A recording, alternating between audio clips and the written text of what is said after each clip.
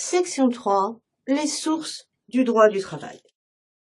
C'est certain, les sources, vous en avez déjà entendu parler dans beaucoup d'autres cours, mais pour moi, il est indispensable quand même de vous rappeler les principales sources de ma matière, du droit du travail.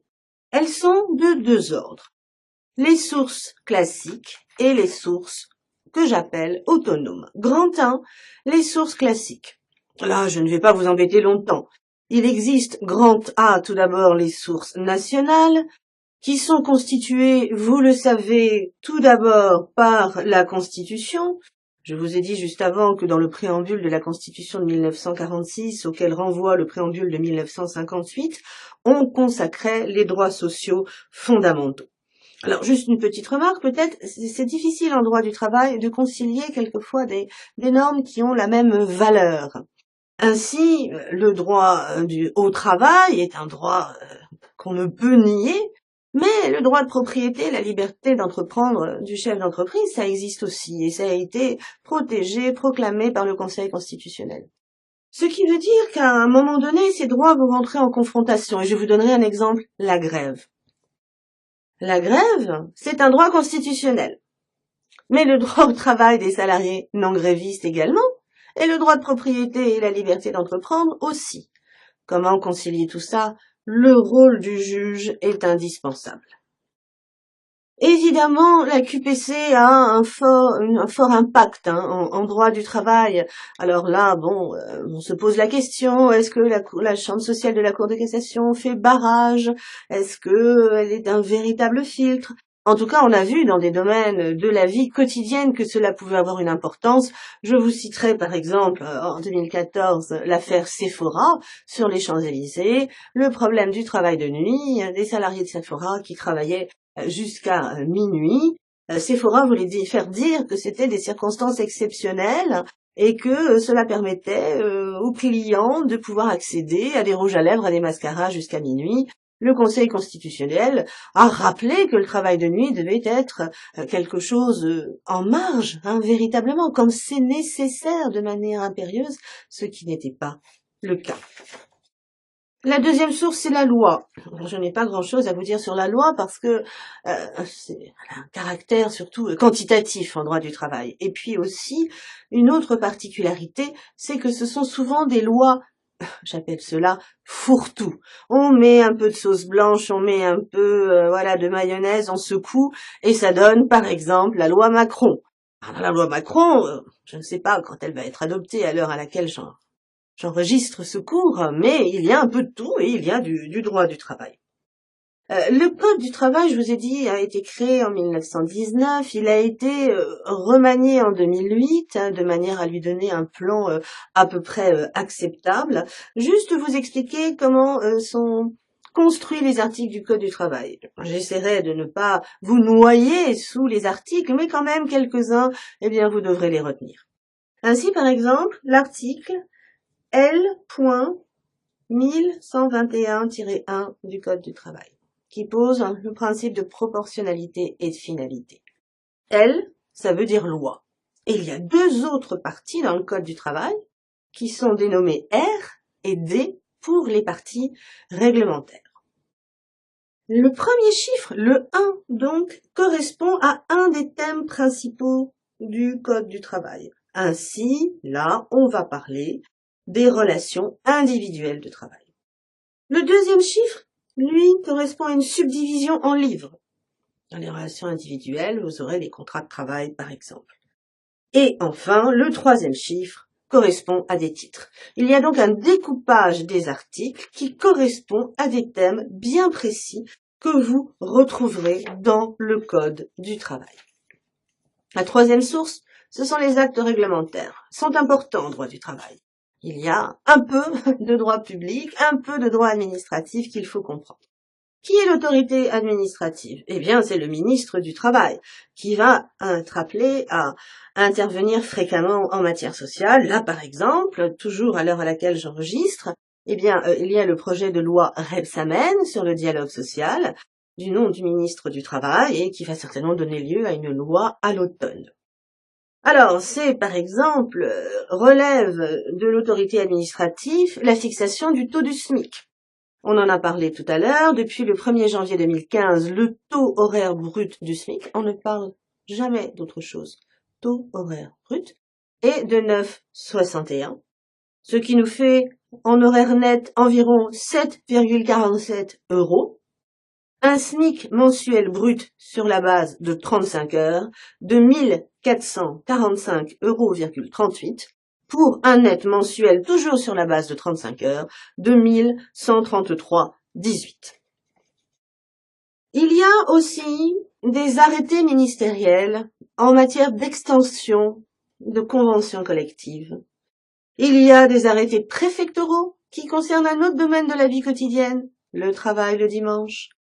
Et n'oublions pas les circulaires ministérielles qui, évidemment, ne sont pas des sources reconnues, mais qui sont pourtant la vision de l'administration et donc beaucoup plus importante parfois pour des entreprises que le dernier arrêt de la Cour de cassation. La quatrième source, c'est la jurisprudence. On vous a appris que c'était pas forcément toujours une source, mais là, je peux vous dire qu'en droit du travail, je vais essentiellement vous parler des arrêts de la Chambre sociale de la Cour de cassation, et je le reporte donc à la dernière section de ce titre, et puis tout au long des autres titres. Voyons maintenant quelles sont les autres sources. Grand B, les sources internationales et européennes du travail.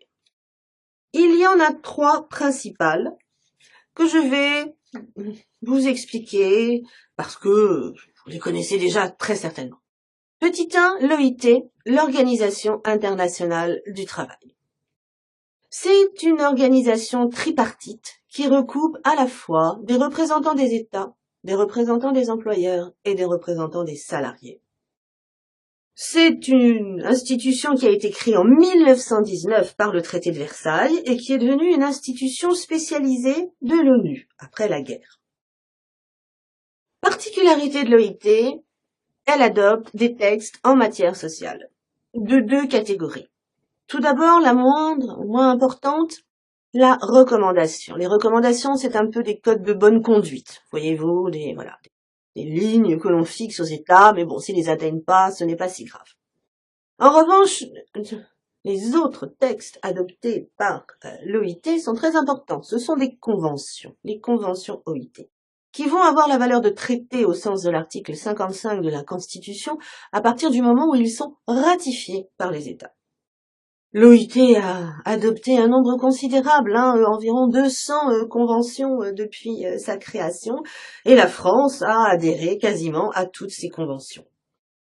Alors on pensait que c'était des textes un petit peu poussiéreux, l'OIT. Vous voyez comment on pensait en France qu'on avait une réglementation sociale bien plus intéressante, bien plus protectrice que ces normes à minima. Et pourtant, il y a eu du contentieux, je vous en reparlerai.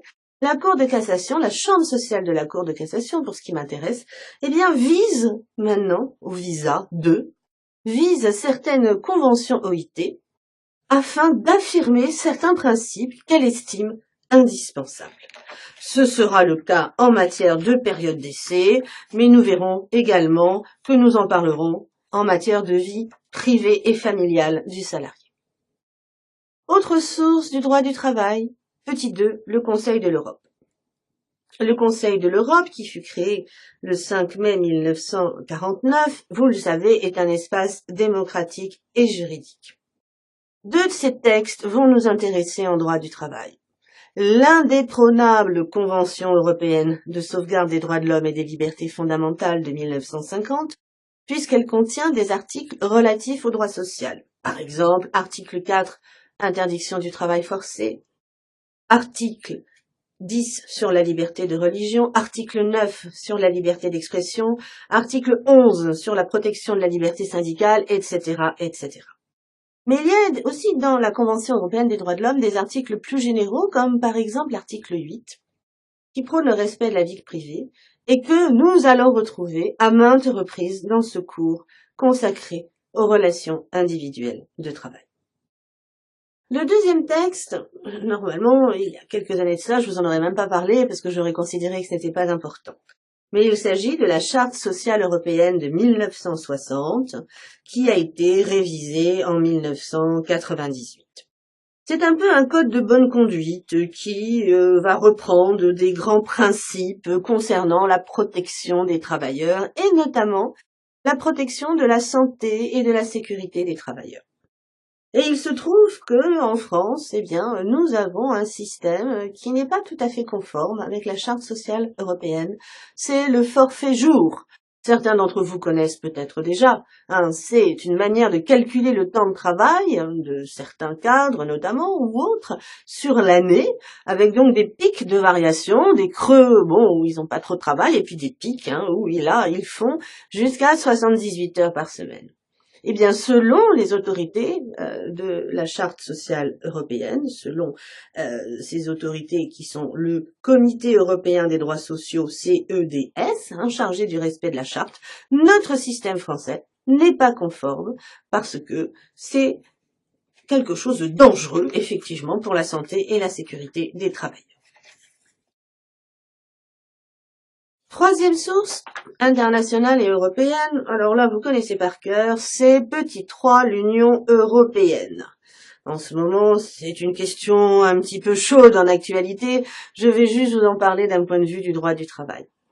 Le traité de Rome a toujours prévu initialement la libre circulation des travailleurs dans un souci économique, de manière à permettre une circulation de l'emploi. Et d'ailleurs, par la suite, cette libre circulation des travailleurs s'est vite transformée en libre circulation tout court avec l'adoption de la citoyenneté européenne. Mais ce qui m'intéresse ici, et je vais vous en parler en 2 points, ce sont les spécificités en matière de droit du travail. Vous le savez, le droit de l'Union européenne consacre toute forme de discrimination, y compris les discriminations sexuelles. Et il y a eu un contentieux intéressant qui a mêlé à la fois l'OIT, le droit français et le droit de l'Union européenne. Il s'agissait en 1991, pardonnez-moi, le temps passe encore plus vite que prévu, d'un monsieur Stockel, qui, dans une usine près de Colmar, faisait travailler les femmes la nuit. En tout bien tout honneur, évidemment. Et nous avions en France ratifié une convention OIT un petit peu ancienne qui interdisait le travail de nuit des femmes pour des raisons avant tout de protection et de sécurité de la santé des femmes. Sauf qu'après, on a adhéré à la communauté économique européenne et que dans le traité de Rome, il est prévu une égalité de traitement entre les hommes et les femmes. La Cour d'appel de Colmar, voyant qu'il y avait un souci, a posé une question préjudicielle à l'époque à la CJCE, qui a répondu dans un arrêt du 25 juillet 1991, affaire 345/89, dans l'arrêt donc Stockel. Évidemment, la Cour de justice a donné la faveur au traité, ce qui veut dire qu'on s'est retrouvés, nous, en France, avec un code du travail qui n'était plus conforme, évidemment, avec le droit de l'Union européenne, puisque le code du travail, en application de la convention OIT, interdisait le travail de nuit des femmes. Qu'a-t-il fallu faire pour résoudre ce conflit? Eh bien, il a fallu dénoncer la convention de l'OIT. Et, 10 ans plus tard, l'article du code du travail a été supprimé. Aujourd'hui, femmes et hommes peuvent travailler de nuit, excepté quand la femme se trouve dans des conditions physiologiques particulières, c'est-à-dire quand elle est enceinte ou allaitante au travail.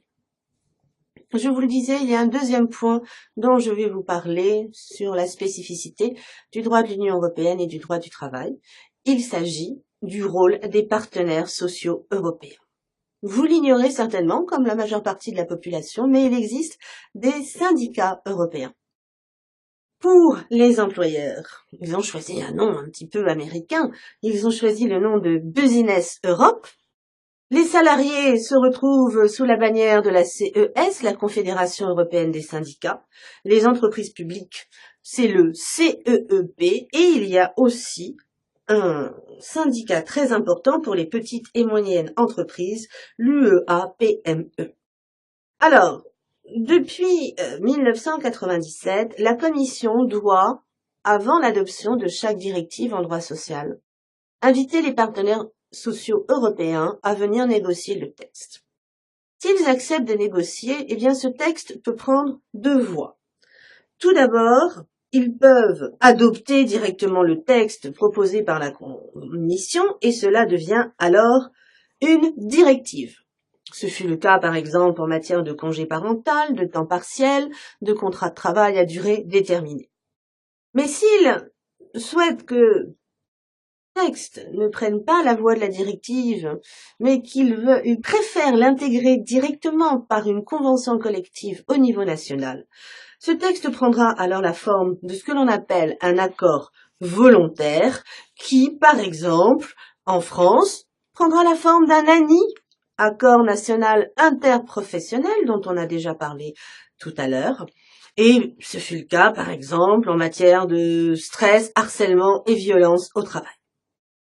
Vous voyez donc que le traité consacre, tout comme le Code du travail, le rôle des partenaires sociaux et renforce le dialogue social. Voyons maintenant très rapidement ce qu'il en est des sources autonomes. Il n'est pas pour moi question de vous en parler beaucoup parce que les sources autonomes, en fait, je vais vous parler des conventions collectives du travail et il se trouve que cela fait partie du cours sur les relations collectives. Et moi, je m'occupe du cours sur les relations individuelles. Mais je vais quand même vous en dire quelques mots. Tout d'abord, dans le paragraphe 1, les sources négociées. Les sources négociées, ça veut dire elles sont négociées entre les représentants des employeurs et les syndicats de salariés.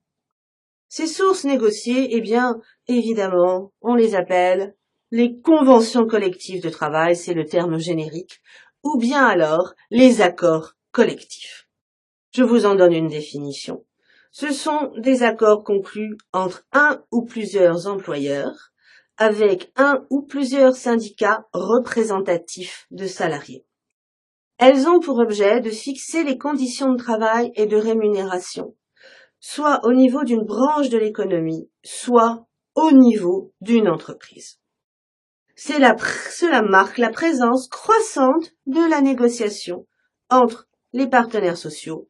C'est ce que l'on appelle la manifestation de l'autonomie normative. Il existe différentes catégories de conventions collectives ou d'accords. Quelle est d'abord la différence entre une convention collective et un accord?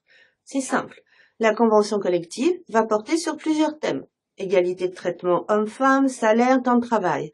Alors que l'accord, lui, ne portera que sur un seul thème. Ces différentes sortes d'accords collectifs ont une hiérarchie que l'on a rapidement abordée la dernière fois. Vous avez évidemment, avant les sources autonomes, la loi. La loi qui fixe un SMIC horaire brut à 9,61.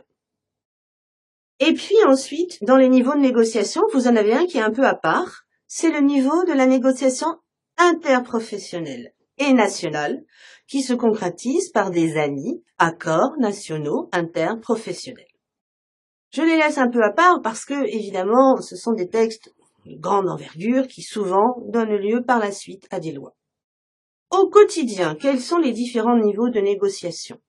Vous avez évidemment la branche, la convention collective de branche, qui va permettre à certaines activités, j'ai pris tout à l'heure la métallurgie, je la reprends, d'harmoniser les conditions de travail et de rémunération des salariés au niveau de la métallurgie.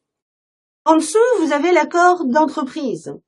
Alors, quelles sont les entreprises qui sont soumises à la convention collective de la métallurgie? Eh bien, vous avez par exemple tous les constructeurs automobiles, Renault, Peugeot, Citroën, relèvent de la métallurgie et peuvent donc à leur niveau également prévoir des conditions plus avantageuses.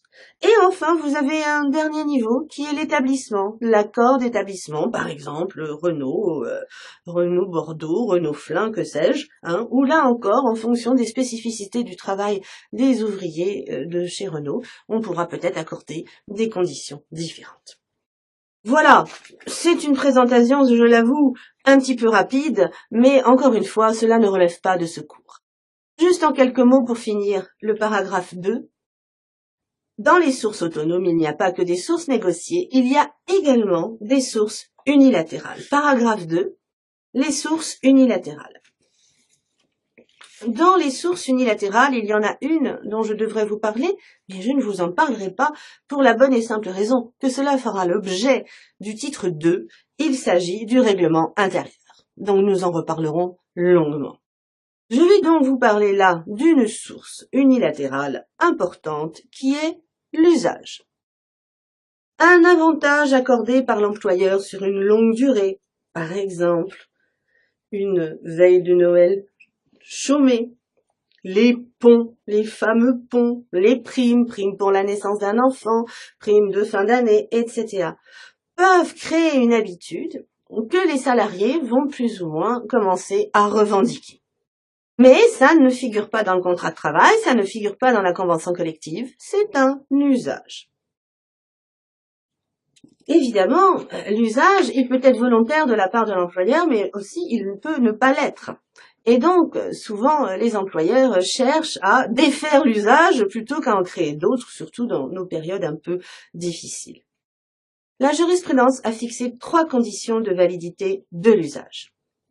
Il doit être fixe dans son montant ou encore dans son mode de calcul, général, c'est-à-dire accordé à une catégorie de personnel sans discrimination, mais on n'est pas obligé de l'accorder à la totalité du personnel de l'entreprise, et bien sûr le caractère répétitif.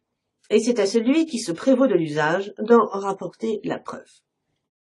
L'employeur n'est toutefois pas lié ad vitam aeternam par un usage. Il existe une procédure que l'on appelle la dénonciation de l'usage et qui va lui permettre de ne plus être lié par cette source du 3. Il va devoir dénoncer unilatéralement l'usage, tout d'abord en respectant un préavis dont la durée n'est pas fixée, pour permettre l'ouverture d'éventuelles négociations avec les représentants du personnel. L'idée, c'est que les représentants du personnel, par exemple les syndicats représentatifs, viennent, s'emparent de l'usage, négocient et la transforment en élément du statut collectif, en convention collective, ce qui lui donnera une force plus importante. Si c'est le cas, eh bien tant mieux. Si ce n'est pas le cas, si les négociations n'aboutissent pas, il n'en demeure pas moins que l'employeur doit avertir individuellement chaque salarié concerné par l'usage et consulter collectivement les institutions représentatives du personnel. Si personne ne négocie, l'usage disparaît définitivement et les salariés ne pourront plus s'en prévaloir.